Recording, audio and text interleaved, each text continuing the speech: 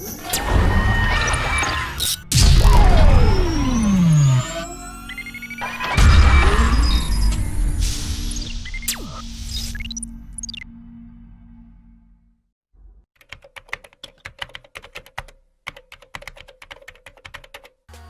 আলাইকুম, আশা করি আপনারা সকলেই ভালো আছেন।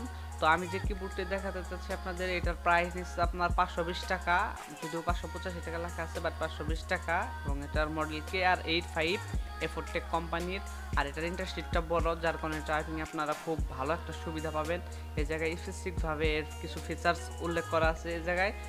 আর আপনার বিশেষ করে আপনারা যদি টাইপিংয়ের জন্য নিতে চান, মোটামুটি 2-3 বছর অনায়াসে আপনারা এটা ব্যবহার করতে পারবেন, কোনো সমস্যা হবে না। মোটামুটি হালকা পাতলা গেমিংও করতে পারবেন।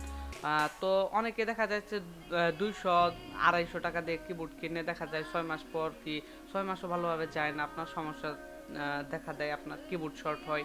তো আমি বলবো তাদেরকে যে কিছু টাকা বাজেট বাড়িয়ে আপনারা এই মানের কিবোর্ডগুলো কিনেন, যাতে করে কোনো ঝামেলা আপনাদের পোহাতে না হয়।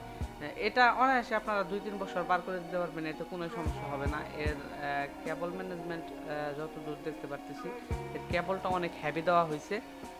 আর মোটামুটি আপনার এটা যে তৈরি করা হয়েছে কিবোর্ডটা, স্ট্রাকচার অনেক হেভি, অনেক ভালো করছে, হেভি আছে কিবোর্ডটা আপনার। তো এই কিবোর্ডটা যেই ব্যবহার করেন, আমি মনে করি যে এটা কম্পিউটার যেই ইউজ করেন তার জন্যই এই কিবোর্ডটা নেওয়া জরুরি এবং দরকার।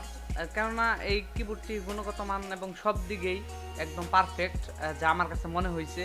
এবং আপনারা অনায়াসে 2-3 বছর অন্তত কোনো ঝামেলা ছাড়াই আপনারা এটা ব্যবহার করতে পারবেন। কম দামি কিবোর্ডগুলো আপনার কেবলের সমস্যা হয়, কেবল ছিঁড়ে যায় অনেক সময়, আবার দেখা যাচ্ছে যে বেশিরভাগ কিবোর্ডই শর্ট হয় আপনার, কিতে কাজ করে না, অনেক কিতে এই ধরনের প্রবলেমগুলো ফেস করতে হয়। আর এই জায়গা থেকে ছিঁড়ে যাওয়ার কোনো সম্ভাবনা নেই। এটা মোটামুটি কেবলের গুণগত মান অনেক ভালো।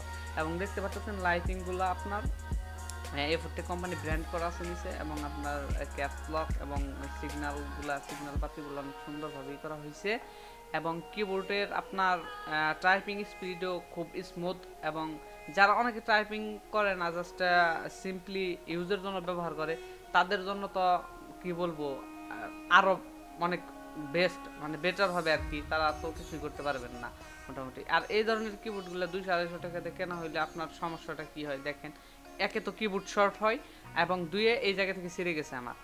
তো এটা এখন আর ইউজ করি না, এই ধরনের কিবোর্ড ইউজ করা আসলে উচিত না আপনার। দেখা যায় টাকাগুলো নষ্ট হয়, বছরে 1-2টা করে কিবোর্ড চেঞ্জ করতে হয়, এতে নিজেরই সমস্যা। তো আশা করি সকলে বুঝতে পারছেন। তো সকলে ভালো থাকবেন, সুস্থ থাকবেন। আসসালামু আলাইকুম।